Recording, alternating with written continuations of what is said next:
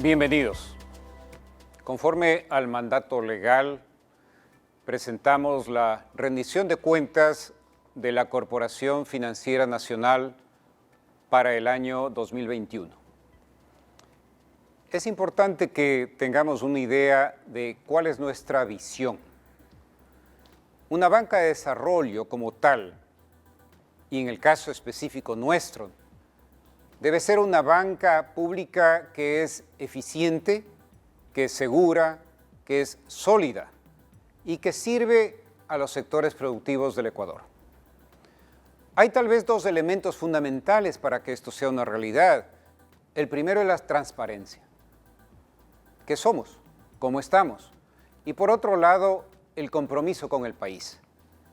Desde el punto de vista práctico, lo que sucede es que cuando estamos nosotros pensando en cuáles son las acciones relevantes sobre las cuales hemos trabajado en el año 2021, vamos a encontrar que el resultado de algunos de estos temas son, entre otros, la auditoría de aquellos que son los valores de la cartera. Ese es un punto de partida importantísimo, porque luego ya veremos lo que es el balance en sí de nuestra Corporación Financiera Nacional. Y entonces en este año partimos efectivamente de hacer una contratación a mediados de año con una auditoría externa que haga una valoración de los activos de riesgo, la cartera y las inversiones que tenemos en nuestro balance general. Por otro lado, es conocido también y hemos trabajado en gestionar conjuntamente con quien es una compañía de la CFN, que es el Banco del Pacífico. Entonces ha sido gestionar la preparación en cuanto a lo que sería pues luego la venta como tal del banco. Siempre es importante cuidar de la parte operativa, los gastos en los cuales incurrimos. Entonces igualmente todos son fundamentos que a su vez nos van a llevar al final a hablar de hacia dónde vamos, pero que si tenemos que indicar los principales son también una promoción interna de personal experto para mandos gerenciales, que salga de aquí de la organización misma. Por otro lado, un ajuste estructural en el presupuesto del gasto operativo, un fortalecimiento de las capacidades en gestión antisoborno, fundamental, y la reactivación de los procesos coactivos desde junio del año 21.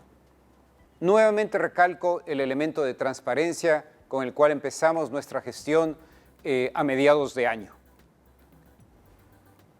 Debidamente coordinados con la Super de Bancos y el Banco Mundial, entonces les comento, entramos a la valoración de activos para calcular cuál es el adecuado monto de constitución de provisiones que tenemos que tener en el balance de la Corporación Financiera Nacional.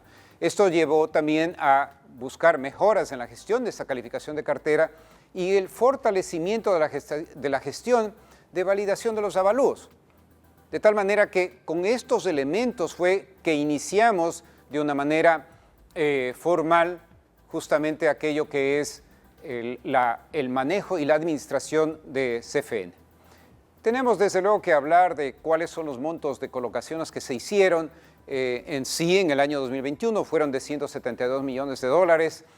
Y como tales, si es que hacemos una división de lo que se llama primer piso y segundo piso, directamente hubieron como 120 millones a 205 clientes y 51 millones a través de lo que es banca de segundo piso, esto es a través de las instituciones financieras del país en 12 bancos y cooperativas. A la par de esto, desde luego, trabajamos en la educación financiera. Esto llevamos adelante y continuamos con lo que es el dar herramientas en donde se capacitaron a través de proceso virtual a como a 3.159 participantes en 22 provincias del país. Y también llevamos adelante los programas de desarrollo de capacidades que es en beneficio de los clientes, del público en general, de tal manera que igualmente esto lo hicimos a través de una plataforma de e-learning a 3.230 usuarios. Importante que en lo que es el financiamiento de segundo piso toma relevancia para efectos de hacia dónde vamos y qué es lo que debería ser la banca de desarrollo, que en definitiva nosotros llegamos a través del sistema financiero nacional a 3.435 microempresas. Ese es el programa de MIPYMES. que tenemos anclado aquello que son los recursos que nos otorgó el Banco Mundial. De tal manera que en ese sentido estamos llegando a miles de ciudadanos con ese tipo de financiamiento, microempresas, en lo cual a su vez el 60% de quienes recibieron estos créditos de los bancos y cooperativas en el país a los cuales financiamos, el 60% fueron mujeres y el 40% hombres. La inclusión financiera, la equidad de género, son fundamentos para llevar adelante una política sana de un banco de desarrollo, un banco público. De tal manera que de esta forma hacemos una separación de lo que a su vez venía siendo una connotación en la CFN, y es de que entregábamos millones, en anteriores administraciones, millones de dólares a pocos clientes. De hecho, todavía en el año 21 fueron 106 millones de dólares a 53 clientes. Vean usted el impacto de lo que me refería cuando hablamos del programa MIPYMES, que es banca de segundo piso. A través de ella llegamos a 3.435 microempresas. De manera directa, en cambio, llegamos apenas a 53. Y cuando vemos nosotros nuestro balance, y de esto lo hemos comunicado también públicamente, hemos hecho ruedas de prensa para compartir la información, para que de una manera transparente el público sepa cuál es nuestra situación y qué es lo que estamos haciendo. Y se ha hablado efectivamente de que nosotros tenemos pues un total de 3.029 millones de dólares de la total de activos al final del año 2021, de los cuales a su vez un valor neto de 885 millones es la cartera. Algo que es muy importante anotar es de que tenemos más de 1.000 millones de dólares entre fondos disponibles e inversiones monetarias de corto plazo. De tal forma que la fortaleza que tiene este balance es aquel justamente derivado de saber dónde estamos parados. Esa es la gestión de la valoración de activos de riesgo. Valorar la cartera, las inversiones, para saber exactamente dónde estamos a la fecha que se está haciendo estas valoraciones y constituir las debidas provisiones que llevaron justamente a que el total de las provisiones que tenemos en el año 21 fueron de 652 millones de dólares. Y adicionalmente a esto, en otros activos, nosotros hemos terminado con 927 millones de dólares. Y esos activos son fundamentalmente las acciones de Banco del Pacífico por 819 millones y acciones que tenemos en la Corporación Andina de Fomento por 73 millones de dólares. Esta es una institución sólida, es una institución líquida y es una institución transparente. En nuestros pasivos tenemos 1.500 millones de obligaciones con el público, con instituciones financieras más bien dicho, y por otro lado tenemos un patrimonio de 1.100 millones de dólares. Y cuando hablamos de inversiones podemos nosotros ver que el año 20, que habíamos terminado con 549 millones de dólares de inversiones, terminamos en el año 21 con 770 millones de dólares de inversiones, en donde efectivamente la mayor cantidad están en inversiones líquidas, con instituciones financieras, en bonos también del Estado, pero que lo que nos permiten es tener esa capacidad de servir al sector productivo en dimensiones que son aquellas que luego entraremos con la parte de la fusión como tal. Y nada más para ratificar el tema de la cartera. Si bien es cierto son 885 millones de dólares la cartera neta, nuestra cartera vigente son 1.117 millones. Sí, la cartera improductiva es la suma o el total de 450 millones de dólares, sobre la cual tenemos entonces una provisión de 652. Esto es lo que le permite tener a la corporación financiera una posición sólida, saber que tenemos suficientes provisiones por encima de aquello que es la cartera improductiva.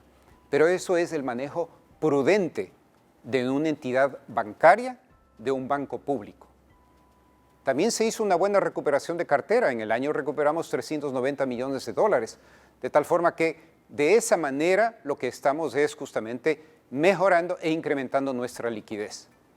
Y algo que es muy importante, nosotros hemos iniciado 83 procesos judiciales por un monto de 131 millones de dólares. Tenemos 147 juicios que suman 423 millones de dólares. Esa es nuestra obligación y nuestro compromiso de seguir adelante con lo que son los procesos judiciales para llevar a que recuperemos aquella cartera que ha sido llevada a juicios por el no pago de los clientes. Pero miren ustedes, 147 juicios por 423 millones de dólares nos da un promedio de 2.8 millones de dólares por cada caso, reflejando allí la diferencia en cuanto hacia dónde vamos con lo que es la banca pública en el futuro. Desde el punto de vista práctico, nuestra calidad de activos, ahora tenemos una cobertura de provisiones sobre la cartera improductiva del 155%. Esto en el año 20 era del 128%. Ahora es del 156%. Por eso es más fuerte el balance que tenemos. Y desde el punto de vista de los fondos disponibles sobre el total de depósitos a corto plazo, estamos hablando casi del 50%. No es que es una ineficiencia, es buscar la solidez en cuanto a saber qué valen nuestros activos de riesgo y buscar, por ende, a su vez, el que vayamos aumentando nuestra posición de liquidez para los siguientes pasos, en donde nuestro patrimonio técnico sobrepasa los 1.100 millones de dólares. El señor presidente de la República, Guillermo Lasso Mendoza, nos dio un mandato. El mandato aquel de que restablezcamos la solidez de los bancos públicos. Por ende, empezamos con el tema de transparencia, valorar los activos de riesgo. Por otro lado, mejorar la liquidez. Y una vez que recibimos ese mandato, el siguiente paso es cómo es lo que fortalecemos aún más el Banco de Desarrollo en el país. Y por ello vamos entonces al proceso de fusión de lo que es la CFN con Banecuador. ¿Qué buscamos? La democratización del crédito de primer piso. Y por ende no vamos, y ya no hacemos, crédito corporativo de los millones de dólares. Atenderemos a quienes realmente necesitan recursos de financiamiento, pero más del orden de lo que es microempresa. Por otro lado, es llegar con los servicios financieros a un segmento poblacional a quien no llega la banca privada, de tal forma que esa bancarización ayude a cubrir las necesidades de servicios que tienen una cantidad inmensa de la población ecuatoriana. Y por otro lado, en ese fortalecimiento de la institucional de la banca pública, tenemos mejorar el gobierno corporativo, mejorar el patrimonio de las entidades, un buen uso de los recursos públicos en lo que significa financiamiento y por otro lado, buscar programas de desarrollo y proyectos con la banca multilateral. Esto sí, con ciertos conceptos que tienen que incluirse. Y uno fundamental es aquel que el financiamiento tiene que estar acorde con un plan económico en coordinación con los otros ministerios, como son el Ministerio de Agricultura, como es el MIPRO, como es el MIES, y por otro lado, como soporte a aquellas alianzas estratégicas con multilaterales y bancos de desarrollo. Desde luego que cuando tenemos a su vez, como ustedes han visto, unos créditos de financiamiento especiales que van justamente a la democratización del crédito, en aquellos programas de esos financiamientos a ser dados por la banca pública, debe a su vez buscarse el que esos, y tiene que asegurarse que sean que formen parte del presupuesto del Estado, lo que sería el costo asociado a dar esos créditos.